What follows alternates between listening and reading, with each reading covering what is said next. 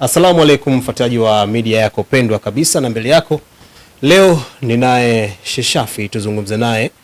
Juzi tulipata nafasi ya kuzungumza naye kuhusiana na sakata ambalo lilikuwa linaendelea la aliyekuwa Sheikh wa mkoa wa Dar es Salaam, Sheikh Warid, baada ya kusimamishwa kuwa Sheikh wa mkoa wa Dar es Salaam.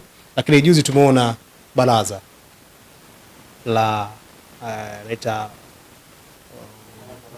Baraza la Ulama kuzungumzia kwamba wanafanya uchunguzi kuhusiana na hicho ambacho kinaelezwa mpaka kusimamishwa kwa Sheikh Walid. Sheikh Shafii, asalamu alaykum. Wa alaykum salaam wa rahmatullahi wa barakatuh. Wema? Nashukuru Mungu, sijambo, alhamdulillah. Tumezungumza juzi, watu wengi wamefurahishwa na namna ambavyo umezungumza kuhusiana na ishu nzima, kama ambavyo tunajua imeenea Tanzania nzima kuhusiana na Sheikh Walid, lakini watu wamepongeza kile ulichokizungumza, japokuwa katika watakaopongeza kuna wengine ambao pia hawajaelewa kile namna ambavyo umezungumza. Tumeona baada ya kuzungumza, tumeona baraza la ulama nao wametoa tamko lao kwamba uchunguzi ufanyike, na wewe pia siku ya juzi ulizungumza inabidi uchunguzi ufanyike. Ulichokizungumza nacho kimeenda kutokea. Asalamu alaykum. Na ndio sheria. Hatuna, hiyo ndio sheria na hiyo ndio kanuni. Unajua watu wengi wanasikiliza kwa mihemuko sana. Hawataki kusikiliza pointi ni nini inayozungumzwa. Na hii ndio shida ya sisi ya Watanzania wengi sana, tuna tatizo hilo. Yaani katika maarifa ya kutambua kilichozungumzwa ni nini kinatupa shida sana, na hii shida itatuumiza sana, kwa sababu hatuangalii kwamba lengo ni nini, kwa nini kimefanyika hivi, kinatarajiwa kutokea nini mbele. Sasa huwa tunasikiliza vitu kwa mihemuko, mpaka kuna baadhi ya waandishi wa habari mimi nawasikiliza wanavozungumza na jiuliza maswali mengi. Hawa ni waandishi wa habari waliosomea au ni waandishi wa habari tu waliokuja tu kuzungumza? Kishakuwa mwandishi wa habari unatakiwa uwekea sana katika kuzungumza kwako, na ulipime jambo, kwa sababu unalifikisha kwa jamii, na wewe ni mtu wa aina fulani ambaye upo katika jamii ya kuelimisha. Mimi niliwahi kusema huyu amesimamishwa, hajatolewa wala hajafukuzwa. Kusimamishwa nikazungumza manake ni kupitisha kitu kipite, na ndicho baraza la ulama kilichofanya, kwamba wamemsimamisha. Ukisimamishwa haiwezekani ile sehemu endelea na uchunguzi wao kwa tuhuma ambazo labda wao wanazijua. Sisi hatujui kwa nini alisimamishwa, wala hatuelewi kwa nini alisimamishwa, isipokuwa kila mtu analeta dhana, kila mtu anafikiria vile ambavyo anaweza kufikiri. Lakini wao tuliwaambia kwamba watupe majawabu kile ambacho kilichofanywa Walidi kasimamishwa, ili na sisi tukifahamu. Sasa imefika mahala yale tuliyoyasema ndiyo aliyofanyika. Kwa sababu gani? Baraza kama BAKWATA lina watu wasomi, wale kina Chizenga ni watu waliosoma, wanajua kumsimamisha mtu manake ni kufata kwanza uchunguzi. Kwa hiyo walipomsimamisha, uchunguzi sasa umefanyaje? Unaendelea. Na hii ndio taratibu zilivyo. Lakini sisi wapiga kelele sana. Yaani unaona watu kama vile unawaheshimu kwamba hawa wanajua sheria, wanajua hii na kusudi, lakini unakuta anapiga kelele, unaanza kujiuliza huyu yuko sawa kweli kiakili huyu?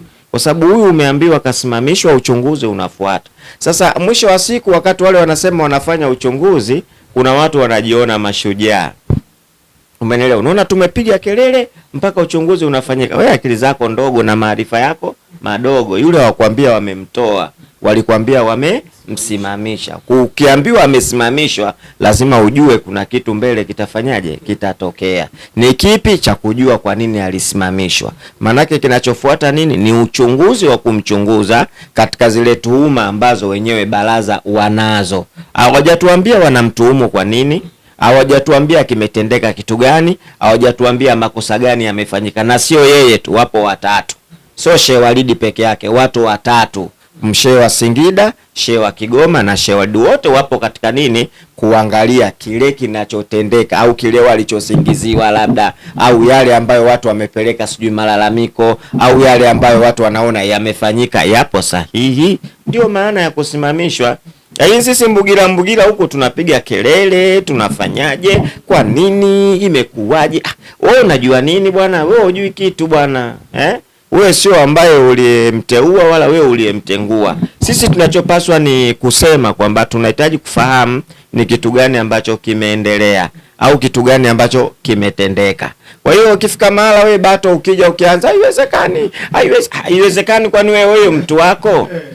Sema haiwezekani kwa mtu wako ambaye labda ulimweka wewe mwenyewe. Sasa wale Bato ndo walimteua na wao ndio walimtengua na wamesema wamemsimamisha. Kwa hiyo tunabaki kusubiri kwamba tutaambiwa nini kwa kile ambacho Shehe Walid alivyosimamishwa.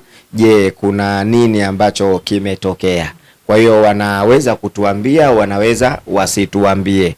Wakijiridhisha wenyewe watafanya vile ambavyo wanavyoona sawa kwao kufanya. Sheikh Shafi, uliona nini? Kwa sababu ulizungumza tofauti na wengi ambavyo walizungumza. Wewe ulizungumza kwamba uchunguzi ufanyike, lakini wengine hawakuzungumza kama ambavyo tunaona wewe ulizungumza. Kuna kitu gani ulikifanya mpaka ukasema uchunguzi ufanyike na leo hii tunaona kweli uchunguzi umetangazwa na unafanyika? Yaani ukijua ile mwanzo tu tumemsimamisha. Ukisoma lile neno tu kwamba tumemsimamisha. Hii tafsiri yake manake kuna vitu vipo ndani.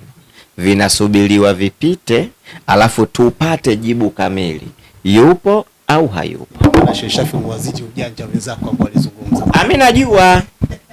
Sio ujanja Bato. Yaani mimi mwalimu, mimi kuna baadhi ya waandishi wa habari nikiwasikiliza naona mimi nafaa kuwa mwandishi wa habari. Namna vile wanavyohoja. Mimi ni mwalimu, najua kabisa hii kauli ina maana gani. Sasa leo inafika mahala tunawatukana baraza, hawana akili. Hawana akili vipi wapate wamefuata zile processes zilivyo? Tunakusimamisha kwanza kwa tuhuma fulani, lakini tunaichunguza ili tujue ni sahihi au sio sahihi, na kama sio sahihi utarudi kwenye madaraka yako kama katiba labda sheria zao zinavyosema, na kama sahihi wataangalia cha kufanya. Kwa hiyo watu walipaswa kujua lile neno la kwanza kusimama. Ndio maana walivyouliza siku ya kwanza nikwambia akainguliwa akasimamishwa. Sasa hii watu hawajui, wanapiga kelele. Mimi najiulizaga Bato, hivi si tuna watu wa staili gani sisi? Yaani tuna watu wenye maarifa gani? Tuna watu wenye akili gani? Kuna mahala unakaa nafikiria hivi linalo la kishindwa kuonekana hili.